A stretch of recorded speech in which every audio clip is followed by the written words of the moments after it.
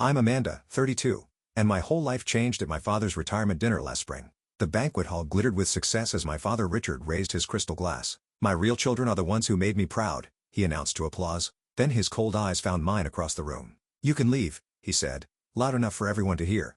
Humiliation burned through me as I stood shakily. But then my husband Scott stood too. What happened next redefined family for me forever. Before I continue this story, let me know where you're watching from, and hit that subscribe button. The moment my husband stood up that night changed everything, and I promise, you'll want to hear how this ends.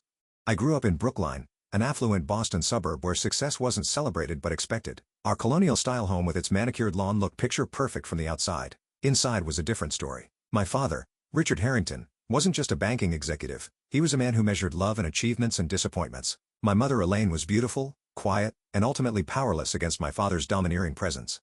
She'd occasionally whisper comfort after his tirades, but never openly defied him. I lost her to breast cancer when I was 20, and with her went the only buffer between my father's expectations and my reality. My siblings were everything I wasn't. Jason, 4 years older, followed our father into finance, graduating from Wharton and climbing rapidly at a prestigious investment firm.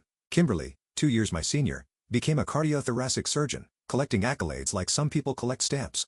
They were the golden children, the standard bearers, the ones who made our last name mean something, as my father often said. Then there was me. From childhood, I gravitated toward books and art, finding escape in stories when real life became too harsh. I can still remember sitting at our glossy black grand piano during my 12th birthday recital. Family friends filled our living room, and I was playing Debussy's Clair de Lune. My fingers trembled over the keys, and halfway through, I hit a wrong note. Just one. My father stood abruptly, straightened his tie, and walked out. The room fell silent except for the sound of the front door closing. I finished the piece with tears blurring my vision, but I finished it. That moment defined our relationship. One mistake was all it took to be deemed unworthy. College brought temporary freedom. I studied literature at Amherst despite my father's insistence on business school. "You're throwing your life away on fairy tales," he said when I showed him my acceptance letter.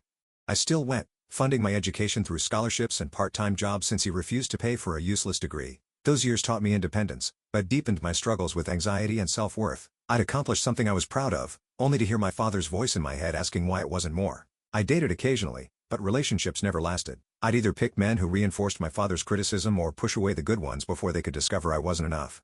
Everything changed 3 years ago at a small bookstore in Cambridge. I was browsing the classic literature section when I reached for the last copy of a rare edition of Jane Eyre at the exact same moment as someone else. I looked up to find Scott Taylor with kind eyes and a warm smile that made something inside me settle for the first time. "You take it," he insisted. "Anyone hunting for Bronte deserves it more than me." We ended up talking for hours at the coffee shop next door. Scott was a software engineer who loved literature nearly as much as I did. He listened when I spoke. Actually listened, without checking his watch or preparing his next argument. When I mentioned my dream of starting a small publishing house for overlooked authors, he didn't laugh or call it impractical. Instead, he asked thoughtful questions about my business plan. 6 months later, with Scott's encouragement and help with the financial projections, I launched Lighthouse Press. We specialized in literary fiction by diverse voices, starting small with just 2 titles our first year. By year 2, one of our books had won a regional award, and we'd expanded to publishing 6 titles annually. It wasn't making me rich, but it was making me proud. Scott and I married in a small ceremony at the Boston Public Library. My father didn't attend, claiming an important business meeting in Chicago. Jason sent an expensive but impersonal gift. Only Kimberly represented my side of the family, leaving immediately after the ceremony for a conference. "They don't deserve you," Scott whispered as we danced at our reception, surrounded by friends and his loving family instead of mine. I hadn't spoken more than a few words to my father in nearly 2 years when the invitation to his retirement dinner arrived. After 40 years at First Atlantic Bank, Richard Harrington was stepping down as executive vice president, and there would be a formal celebration at the Hawthorne, Boston's most exclusive restaurant. "We don't have to go," Scott said, watching my hands tremble as I read the thick cream-colored card. "Maybe this is his way of reaching out," I said, though I didn't believe it. "Maybe things will be different now that he's retiring." The night of the dinner, I stood before our bedroom mirror in a navy blue dress that had cost more than I'd usually spend. My hair was professionally styled, my makeup carefully applied to hide the shadows under my eyes from a week of stress-induced insomnia. "You look beautiful," Scott said, adjusting his tie in the mirror beside me. "I feel like I'm going to throw up," I admitted. A panic attack hit me just as we were about to leave. Scott sat with me on the edge of our bed, coaching me through the breathing exercises my therapist had taught me. His hand made slow circles on my back as my breathing gradually normalized. "We can still cancel," he reminded me. "No," I said, reapplying my lipstick with shaking hands. "I need to do this. I need to try one more time." As we drove downtown, Scott reached over and squeezed my hand. "Remember, no matter what happens tonight, you have people who love you for exactly who you are." I nodded, wishing I could believe him, but decades of conditional love had taught me otherwise. Deep down, I still thought I needed to earn the right to be loved, and tonight was one more chance to finally make my father proud. The Hawthorne stood like a beacon against the Boston skyline, its historic facade illuminated against the darkening spring evening. Scott handed our car to the valet, a young man in a crisp red uniform who opened my door with practiced elegance. As we approached the entrance, my heels clicked against the cobblestone walkway like a countdown. "Remember to breathe," Scott whispered, his hand steady at the small of my back. The maitre d' directed us to the private banquet room where my father's retirement celebration was already underway. Crystal chandeliers cast a golden glow over the crowd of about 70 people, most in formal attire, champagne flutes in hand. A string quartet played softly in the corner, nearly drowned out by the polite laughter and conversation of Boston's spanking elite. I spotted Jason immediately, holding court near the bar. At 36, my brother had grown to resemble our father with his tailored suit and confident stance. He was surrounded by admiring colleagues, his gold cufflinks catching the light as he gestured while telling some story that had his audience chuckling appreciatively. "Amanda," he said when he noticed us, his smile not quite reaching his eyes, "didn't think you'd make it." He offered Scott a brief handshake before turning to the group. "This is my little sister and her husband. Amanda does something with books, don't you?" Before I could answer, he continued, "Scott, these are some colleagues from Blackstone Investment. We just closed the Reynolds merger last week." The conversation immediately returned to finance, with Jason not bothering to include us. Scott gave my hand a gentle squeeze as we excused ourselves. We found Kimberly near the hors d'oeuvres table, elegant in a red dress that probably cost more than my monthly rent.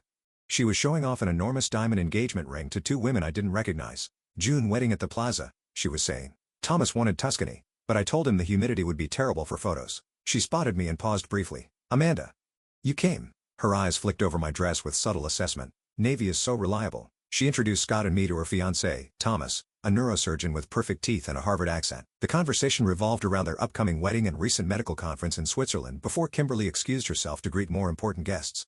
"Your siblings are exactly as advertised," Scott murmured as we moved away. I was reaching for a glass of champagne from a passing waiter when I felt a bony hand on my arm. Aunt Patricia, my father's sister, pulled me into a stiff hug that smelled of expensive perfume and judgment. "Amanda, darling," she said, air kissing near my cheek, "you look healthy." The slight pause communicated volumes. Aunt Patricia had always sided with my father, reinforcing his standards as reasonable rather than punishing. She leaned closer, her voice dropping. "Try to make him proud tonight. It's important to him, especially with all his colleagues here." Before I could respond, she was already moving toward Kimberly, exclaiming over the engagement ring. The banquet room was a showcase of wealth and power. Crystal vases held arrangements of white roses and hydrangeas on every table. The bar featured top-shelf liquor and vintage wines. Wait staff circulated with trays of delicacies, caviar on blini, seared scallops, tiny quiches. Around me, conversations centered on stock portfolios, vacation homes, and private schools. I finally spotted my father across the room, commanding attention in a circle of distinguished men. At 65, Richard Harrington remained imposing, his silver hair and patrician features marking him as someone accustomed to respect. He laughed at something one of the men said, and for a moment, I saw a warmth I'd rarely experienced directed at me. Scott sensed my hesitation. "Want me to come with you to say hello?" I shook my head. I should do this alone. Taking a deep breath, I approached my father. He saw me coming but continued his conversation until I was standing awkwardly at the edge of the circle. Finally, during a pause, he acknowledged me. "Amanda, you made it." His tone suggested mild surprise rather than pleasure. "Congratulations on your retirement," I said, offering the gift bag containing an expensive fountain pen Scott had helped me select. "Thank you." He accepted it without looking inside. "Gentlemen, my youngest, Amanda. She's in publishing. Own my own small press." "Actually," I added, "we just had an author shortlisted for the Massachusetts Book Award." My father's expression didn't change. Amanda always had her head in the clouds, playing with books while her siblings took on real careers. The men chuckled obligingly. "Speaking of, Jason just closed a $40 million deal. And Kimberly is engaged to Dr. Thomas Whitfield, chief resident at Mass General." The clear message, their accomplishments were worth mentioning, mine were not. "It was nice seeing you," I said quietly, retreating before the tears stinging my eyes could fall. Scott was waiting with a fresh glass of wine, which I gratefully accepted. "That bad?" "The usual," I managed, taking a large sip. The cocktail hour continued around us. I watched as my father moved through the room like a king holding court, accepting congratulations and reminiscing about his illustrious career. With each person he greeted warmly, the contrast to his coldness toward me became more pronounced.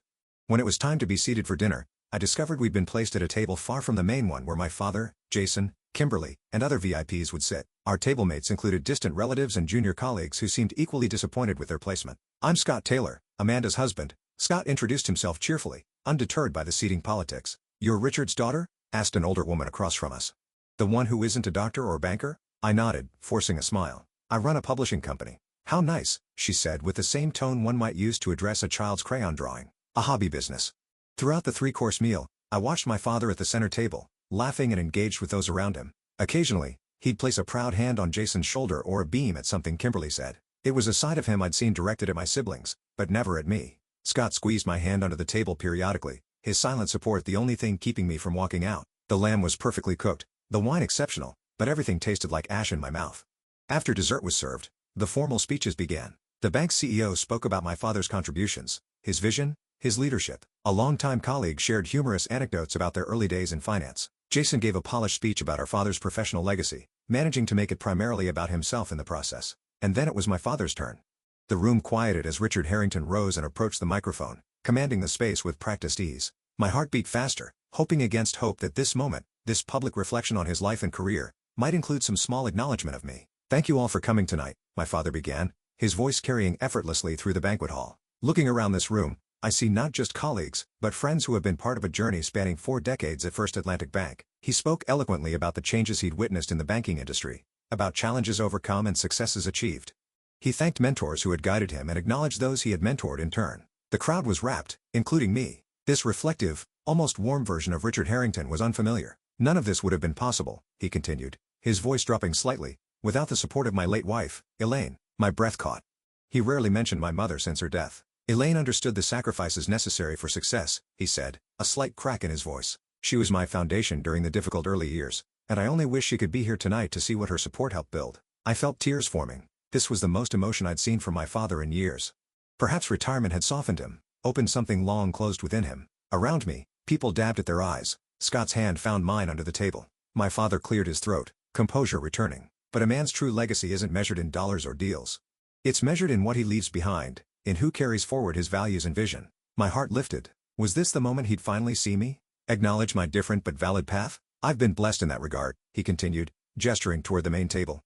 "Jason has exceeded every expectation, becoming not just an investment banker but a true financial innovator. The Reynolds merger alone would be career-defining for most, but for him, it's just another achievement in a portfolio of excellence." Jason nodded, accepting the praise as his due. "And Kimberly," my father's voice swelled with pride, "saving lives daily as one of Boston's premier surgeons. Just last month performing a groundbreaking procedure featured in medical journals.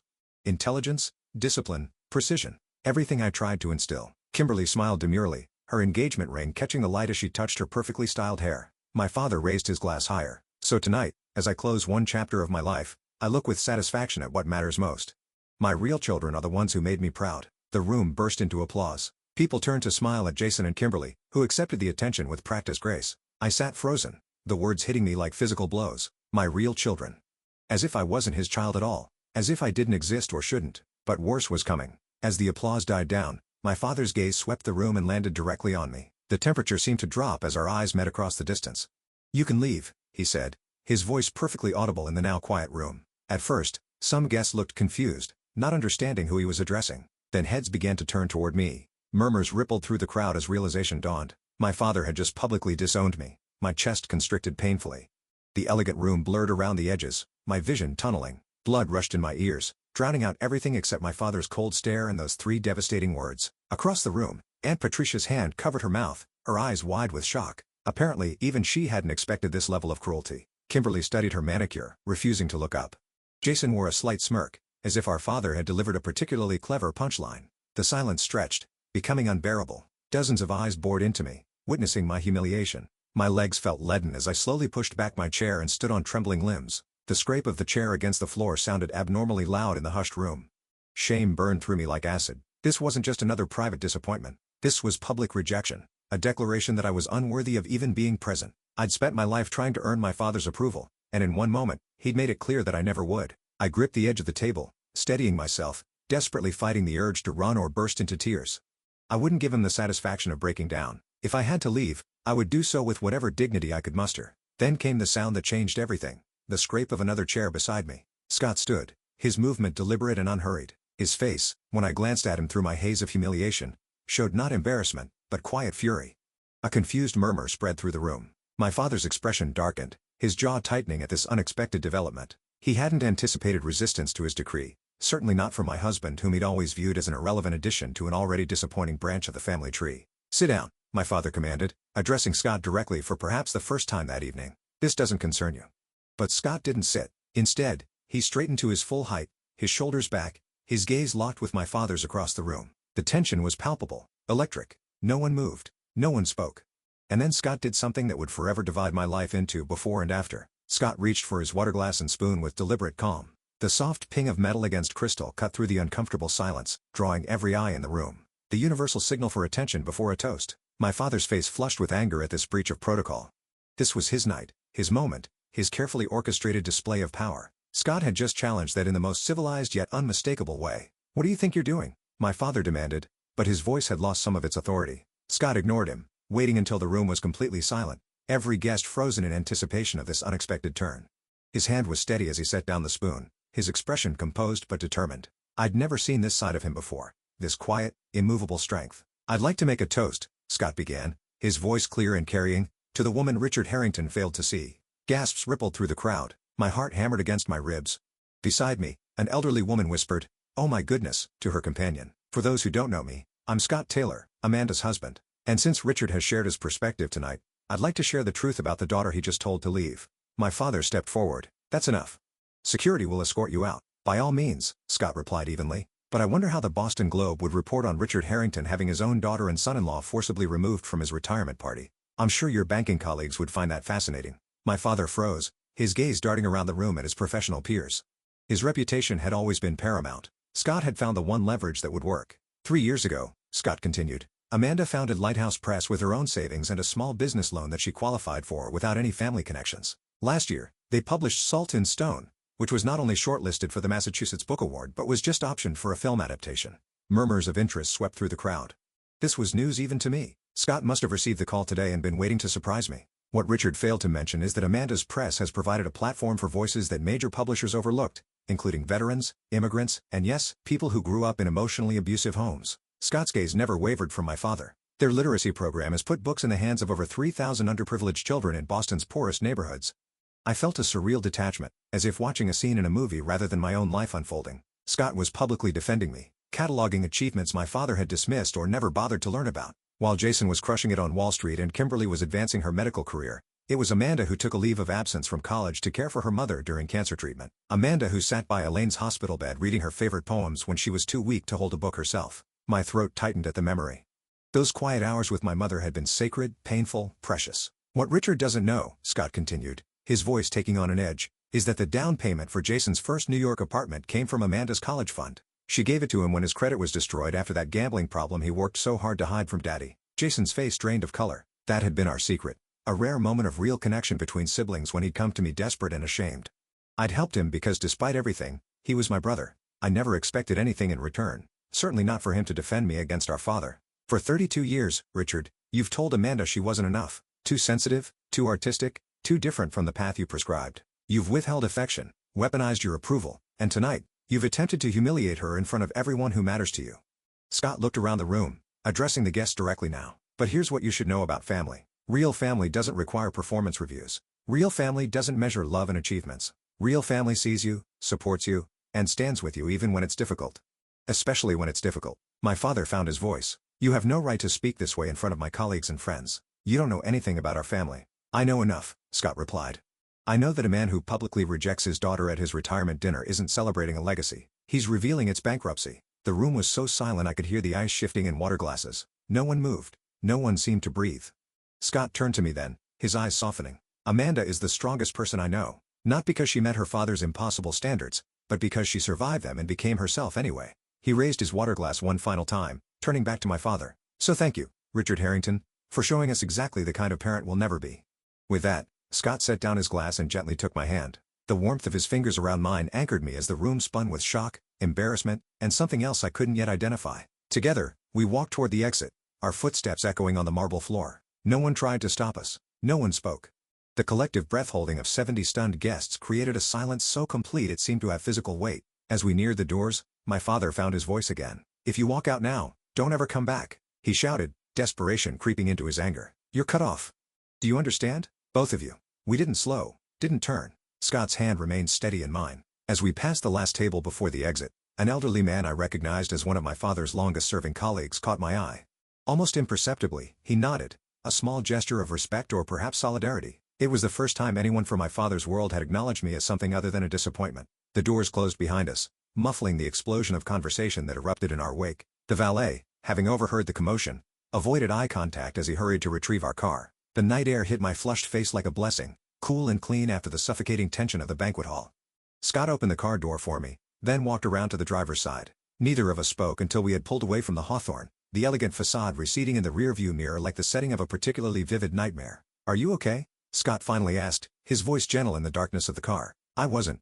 I was shattered, humiliated, and strangely, impossibly, relieved. Something that had been coiled tightly within me for decades had finally snapped, leaving me raw but somehow lighter. "I don't know," I answered honestly, "but I think I might be, eventually." Scott reached for my hand again, and we drove home in silence, leaving behind the wreckage of expectations and pretense, heading towards something I couldn't yet name but desperately wanted to discover. The emotional dam broke as soon as we entered our apartment. I collapsed onto our couch, violent sobs tearing through me as 3 decades of suppressed pain erupted at once. Scott held me without speaking, his shirt growing damp with my tears, his arms steady around my shaking shoulders. "I'm sorry," I gasped between sobs. "I'm so sorry you had to do that." "I'm not," Scott said firmly. "I've wanted to say those things to your father for 3 years. He'll never forgive us." The thought brought fresh tears. Despite everything, some childish part of me had never stopped hoping for reconciliation for the father I needed instead of the one I had. "That's his loss," Scott said. "And honestly, Amanda, his forgiveness isn't worth having." We stayed up until 3 in the morning, talking through what had happened. The initial shock gave way to a complex mix of emotions: grief for the relationship I'd never have with my father, anger at his cruelty, fear about family repercussions, and underneath it all, a tentative sense of liberation. "Do you think I overstepped?" Scott asked as we finally prepared for bed, the first hint of uncertainty in his voice. "You stood up for me when no one ever has," I said, "including me." Sleep came in fitful bursts, interrupted by the phone. My father called 7 times between midnight and dawn, leaving increasingly angry voicemails demanding apologies and threatening consequences. I let each call go to voicemail. My phone screen illuminating the darkness of our bedroom like morning brought a text from Kimberly. "You've always had to make everything about you. Dad's retirement was supposed to be his night. You and Scott ruined everything, as usual." I stared at the message, realizing how differently we viewed the same event. In her reality, I was the villain who had stolen our father's spotlight, not the victim of his public rejection. The twist came at 10:17 a.m. when Jason called. I almost didn't answer, expecting more accusations, but something made me pick up. "That was quite a show last night," he said, his tone unreadable. "I didn't plan it," I replied stiffly. A pause. "I know." Another pause. "Is it true what Scott said? About the apartment money?" "Yes." "Why didn't you ever throw that in my face? All these years, even when I was less than supportive." "Because that's not why I helped you," I said simply. The silence stretched between us. Finally, Jason spoke again, his voice different somehow, smaller. "I never thanked you properly for that, and I should have. It doesn't matter now. Maybe it does." He cleared his throat. "Listen, what Dad did last night, it wasn't right. I've never seen him like that." It wasn't an apology, but it was the closest thing to solidarity Jason had offered in years. After we hung up, I sat staring at the phone, unsure what to make of the shift. At work that Monday, my boss Marion took one look at my face and ushered me into her office. "You look like you've been through a war," she said, pouring me coffee. "What happened?" I gave her the condensed version. Her response was immediate. "Take the week off. We'll manage the Hopkins manuscript without you." "I can't just stop working because of family drama," I protested. "Amanda," she said gently, "if you'd broken your leg, you'd take time off to heal. Your father broke something inside you. That deserves the same consideration." I reluctantly agreed to 3 days, spending them alternating between crying jags and numb television binging. Scott worked from home, keeping me company while respecting my need to process. The outside world continued, oblivious to my internal earthquake. On Thursday, the doorbell rang. I opened it to find Aunt Patricia, clutching a large manila envelope and looking uncharacteristically uncertain. "May I come in?" she asked. I hesitated, then stepped aside. She perched awkwardly on our couch, refusing coffee or tea. "What my brother did was unforgivable," she said without preamble. I should have said something that night, and I didn't. I've been enabling Richard's behavior for years, telling myself it was just his way. She handed me the envelope. Inside were old family photographs I'd never seen. My mother pregnant with me, looking radiant, toddler me on my father's shoulders, both of us laughing a family vacation where my father was teaching me to fish, his expression patient and kind. "He wasn't always like this," Aunt Patricia said softly. "After your mother got sick the first time, something changed in Richard.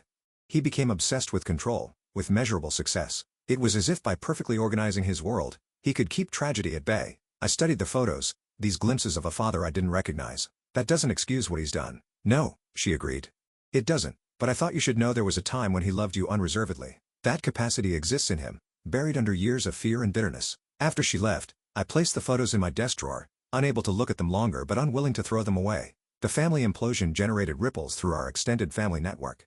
Cousins I rarely spoke with texted for details. My father's sister-in-law called to say she'd always thought Richard was too hard on you. The family mythology was being rewritten in real time, with longtime power dynamics suddenly up for re-examination. 5 days after the dinner, my father's name on my caller ID triggered a panic attack so severe that Scott had to talk me through breathing exercises for 20 minutes. That night, he researched therapists specializing in family trauma and emotional abuse.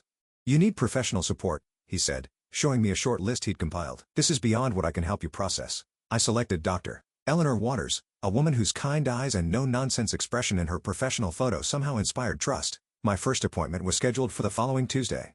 "What if this breaks me completely?" I asked Scott the night before. "What if I discover I'm even more damaged than I thought?" "You're not damaged, Amanda. You're hurt. There's a difference." He pulled me close. "And sometimes things need to break open before they can heal properly." A week after the retirement dinner disaster, my father appeared unannounced at our apartment building. The doorman called up, asking if we wanted to receive Richard Harrington. My hand shook as I held the intercom. "It's your call," Scott said. "We can refuse." "No," I decided. "Let's end this." My father looked smaller somehow as he entered our apartment, his commanding presence diminished outside his usual power settings. His eyes darted around our modest but comfortable home with thinly veiled judgment. "I've come to clear the air," he announced without greeting. "That scene at my retirement was unacceptable." "You told me to leave in front of everyone," I reminded him, my voice steadier than I expected. "What did you think would happen?" "I expected you to respect my wishes. Instead, your husband created a spectacle that undermined my entire career celebration." Scott, who had promised to let me handle this confrontation, remained silent beside me, his presence reassuring. "Did you come here to apologize?" I asked. My father looked genuinely confused. "Apologize? For what? For being honest about my disappointment? I've given you every opportunity to make something of yourself, and you've rejected them all." In that moment, I saw with perfect clarity what Scott had been telling me for years. My father was incapable of seeing me as I actually was. He could only see the ways I failed to be who he wanted. "I think you should go," I said quietly. "I'm not finished," he snapped. "I came to tell you that I've spoken with my attorney. If you and Scott don't make a public apology to me, you'll both be removed from my will. Is that clear?" The old Amanda would have crumbled, would have agreed to anything to regain his approval. But standing in my own home, with my husband beside me and the life we'd built together surrounding us, I found a strength I hadn't known I possessed. "We don't want your money," I said. "We never did. What we wanted was your love, your acceptance. But I'm done trying to earn something that should have been freely given." My father's face hardened. "You'll regret this. When you're struggling to pay bills with your little book hobby, you'll wish you'd shown more respect." "I respect myself now," I said. "That's enough." He stormed out, slamming our door hard enough to rattle the pictures on the wall. One fell, the frame cracking as it hit the floor. It was a photo from our wedding day, Scott and I laughing as we fed each other cake. I knelt to pick it up, carefully removing the broken glass. "Symbolic," I murmured. "What is?" Scott asked. "The only thing that broke was the frame. We're still intact." He helped me clean up the shards, neither of us speaking of my father again that night. Instead, we ordered takeout, opened wine, and discussed whether Portland might be a good place for a fresh start. The idea of moving, of creating physical distance to match the emotional reality felt increasingly right. As I fell asleep that night, I realized I hadn't apologized for anything all day. It was a small victory, but significant for someone who had spent her life saying sorry for existing. "Tell me about your father, Doctor," Eleanor Waters said during our first therapy session. For the next 50 minutes, words poured out of me, stories I'd never fully articulated even to Scott. Dr. Waters listened without judgment, occasionally jotting notes. At the end of the session, she looked at me thoughtfully. "Amanda, have you ever heard of emotional abuse?" That simple question began a 3-month journey through family dynamics, trauma responses, and the slow process of reclaiming my self-worth. Dr. Waters helped me see patterns I'd normalized. My father's conditional love, my siblings' roles in our dysfunctional system, my own adaptive behaviors that had once protected me but now limited me. "Healing isn't linear," she warned me. "You'll have setbacks, days when the old beliefs feel more real than the new ones. That's normal." She was right. There were mornings I woke up convinced I was fundamentally flawed, afternoons when criticism from a client sent me spiraling into self-doubt, evenings when I checked my phone hoping for a message from my father despite everything. The panic attacks continued, sometimes triggered by specific reminders of my father, sometimes appearing without obvious cause. After particularly severe episodes, Dr. Waters suggested medication might help. "It doesn't have to be forever," she explained. "Think of it as a tool while your nervous system learns new patterns." The low-dose anti-anxiety medication made a noticeable difference within weeks. The constant background of dread quieted. Sleep came easier. I found myself laughing more freely with Scott, engaging more confidently at work. Meanwhile, Scott and I researched Portland in earnest. The vibrant literary scene, progressive values and physical distance from Boston all appealed to us. We created spreadsheets comparing neighborhoods, housing costs and potential office spaces for Lighthouse Press. "Are we running away?" I asked Scott one night as we scrolled through Portland rental listings. "We're running towards something," he corrected. "There's a difference. Our decision solidified when Scott received an unexpected job offer from a Portland-based tech company developing publishing software. The position came with a significant salary increase and the option to work remotely 3 days a week. "It's like the universe is confirming our plan," he said, showing me the email. "We set a 6-month timeline for the move, giving us time to wrap up projects in Boston and transition the business thoughtfully." I was explaining these plans to Marion when her eyes widened at something over my shoulder. "Amanda Taylor?" A woman approached my desk, her expensive perfume announcing her before her voice did. "I'm Vivian Newell. I was your father's executive assistant for 15 years. My stomach tightened. "If my father sent you." She shook her head. "Richard has no idea I'm here. I retired last month, so he can't fire me for this conversation." She glanced around. "Is there somewhere we could talk privately?"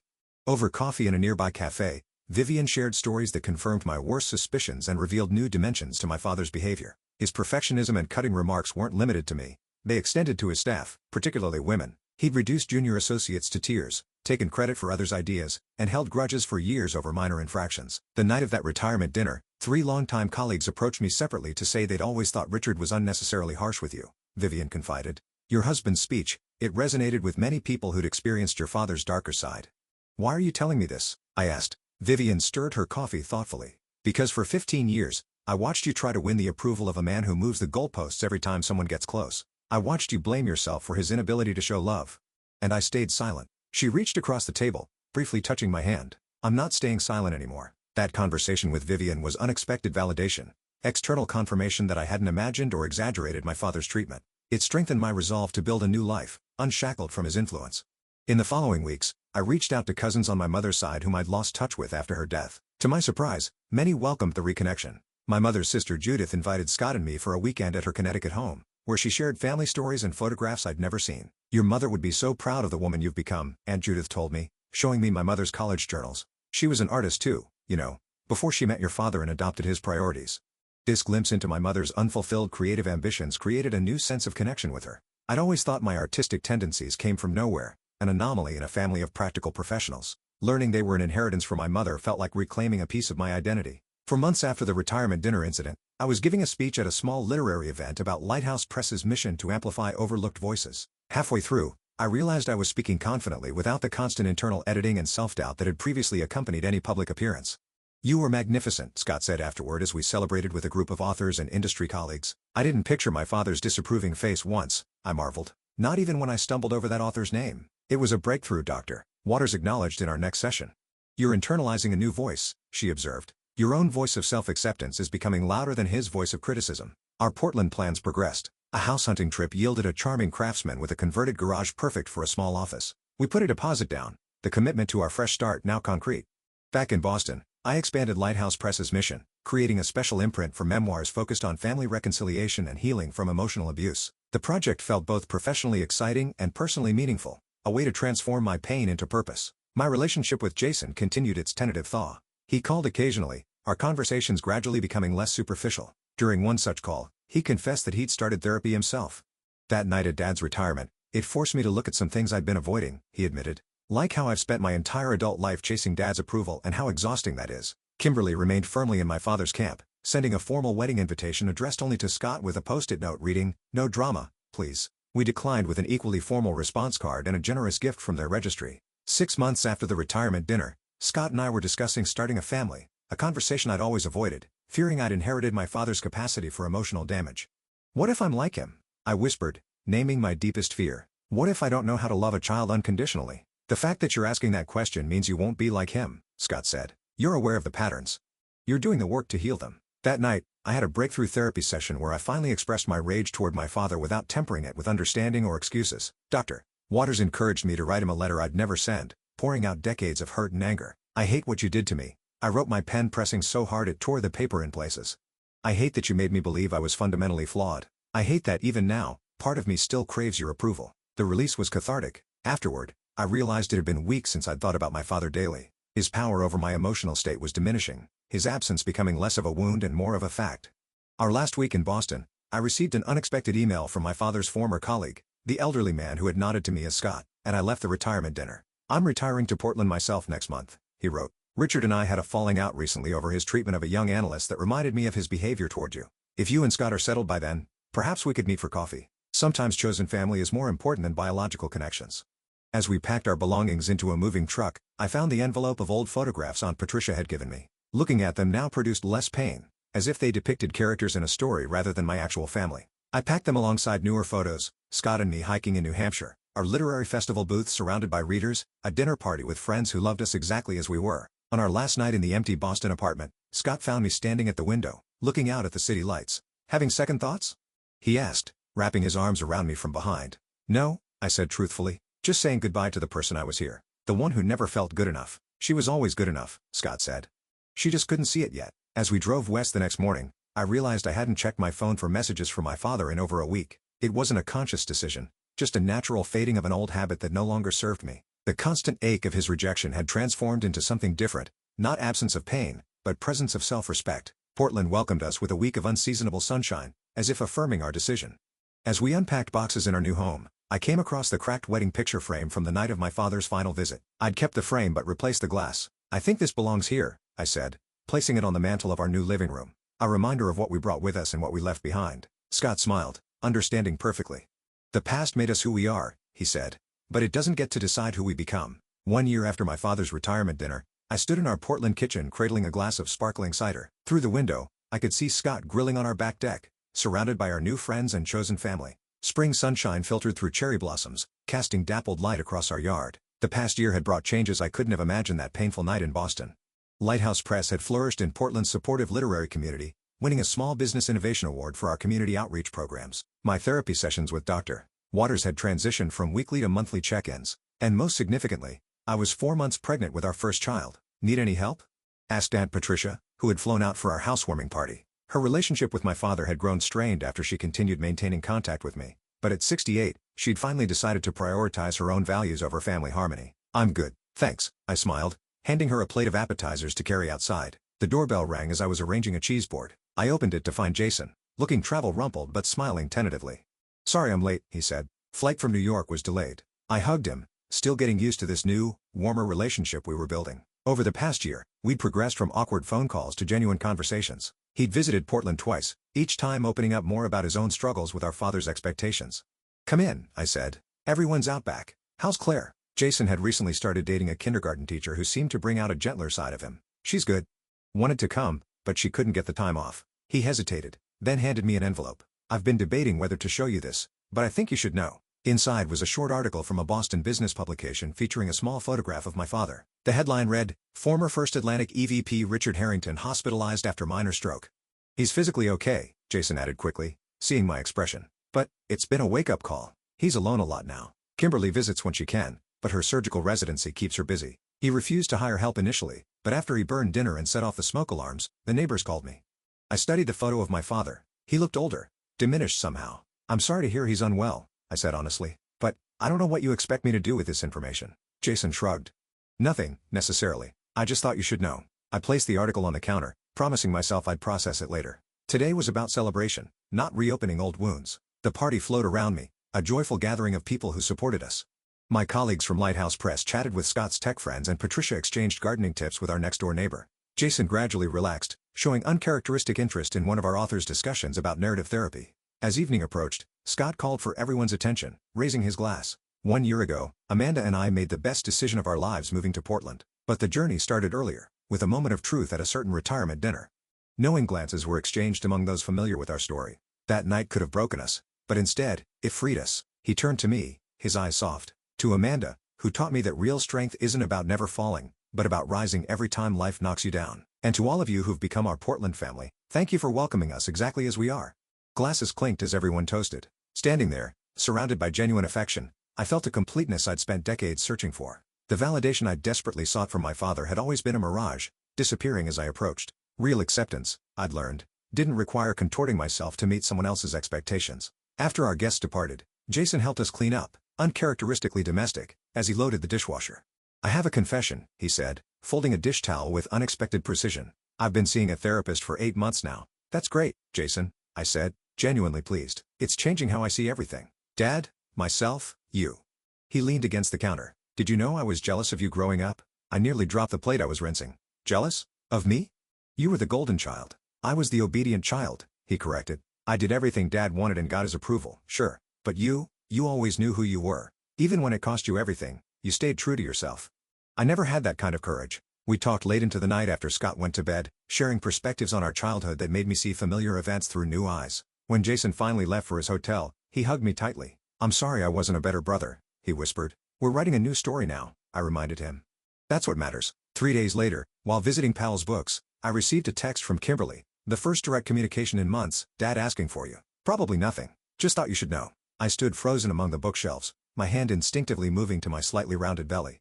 The old Amanda would have dropped everything, rushed back to Boston, desperate for this potential opening. The new Amanda recognized the message for what it was. Kimberly's way of transferring responsibility, of making any continued estrangement my choice rather than our father's. After careful consideration and a long talk with Scott, I composed a simple response: "Thank you for letting me know. I hope he recovers well."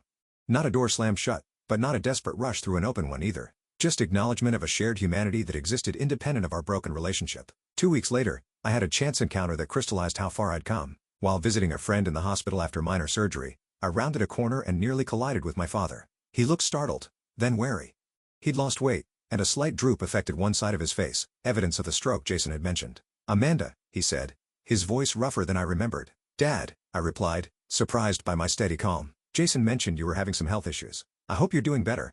He nodded stiffly. "Just a checkup. Nothing serious." We stood awkwardly in the hospital corridor, medical staff flowing around us like a stream around two stubborn rocks. "You look different," he finally said. I smiled slightly. "I'm pregnant, due in November." Something flickered across his face. Surprise, perhaps a hint of some deeper emotion quickly suppressed. "I see. Congratulations." "Thank you." Another silence stretched between us, filled with decades of things unsaid. I realized I was waiting for something. An apology, perhaps, or some acknowledgement of the pain he'd caused. But his expression remained carefully neutral, his posture rigid. "I should go," I said finally. "My friend is waiting." He nodded. "Give my regards to Scott." It was such a conventional pleasantry, so at odds with our last interaction that I almost laughed. Instead, I simply nodded and moved past him, continuing down the corridor. What struck me afterward wasn't what had happened, but what hadn't. No accelerated heartbeat. No tunnel vision. No desperate need to make him love me. I'd spoken to my father as one adult to another, without the weight of my childhood wounds dictating my responses. The encounter left me contemplative, but not devastated. "He'll never change," I told Scott that night. "Not fundamentally." "Probably not," Scott agreed. "Are you okay with that?" I considered the question carefully. "I think I am. For the first time, I truly understand that his limitations aren't my failure." That autumn, as the Portland trees turned brilliant shades of orange and red, we prepared our home for the baby. Jason visited twice, bringing in practically extravagant gifts for his future niece or nephew. Aunt Patricia sent handmade quilts and regular updates on family news, including the gossip that my father had been seeing a woman from his church, a widow who apparently tolerated his difficult personality. "Good for him," I said when I heard, genuinely meaning it. His happiness or unhappiness no longer defined my own. In late November, our daughter Lily Eleanor Taylor was born after 20 hours of labor. Holding her for the first time, I was overwhelmed by a love so fierce and unconditional it brought tears to my eyes. "She's perfect," Scott whispered, gently touching her tiny fingers. Looking at our daughter's peaceful face, I made a silent promise. She would grow up knowing she was enough, exactly as she was. Her worth would never be tied to achievements or conformity to someone else's vision. She would be loved for her authentic self, whatever shape that took. Jason flew in to meet his niece the following week, awkwardly cradling her with a mixture of terror and wonder. "She has mom's eyes," he observed, touching her cheek gently. "I thought so too," I said, glad someone else had noticed the connection to our mother. He hesitated, then added, "I told Dad about her."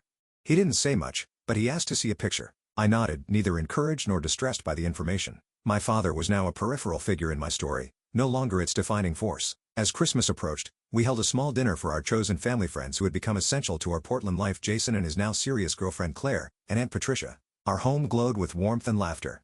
Lily passed from loving arms to loving arms as we shared food and stories. After dinner, as we gathered in the living room with dessert, Scott proposed a toast to family. He said simply, "Not just the one we're born into, but the one we create through love and choice." "To family," everyone echoed, glasses raised. Looking around at these people who accepted me completely, who saw my strengths and weaknesses and loved me anyway, I finally understood the lesson of that painful retirement dinner a year and a half ago. What had seemed like an ending, the final rejection by my father, had actually been a beginning. By standing up and walking out with Scott that night, I'd taken the first step toward finding my true home. Lily began to fuss, and I excused myself to nurse her in the quiet of her nursery. Rocking gently in the chair Scott had restored for us, I studied my daughter's perfect face and felt a peace I'd never known before. "You will never have to earn my love," I whispered to her. "It's already yours, completely and forever." In that moment, I realized I had given myself the same gift, unconditional acceptance of who I was, separate from achievement or external validation. The journey hadn't been easy, and there were still difficult days, But I had found my way to a truth that had eluded me for 32 years. I was enough. I had always been enough.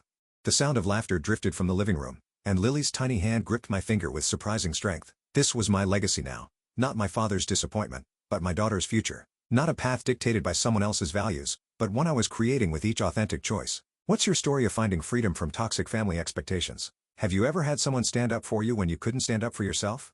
I'd love to hear your experiences in the comments below. And, if this story resonated with you, please subscribe and share it with someone who might need to hear that they too are enough, exactly as they are. Thank you for being part of this journey with me. Remember, sometimes the bravest thing we can do is walk away from what hurts us toward what helps us heal.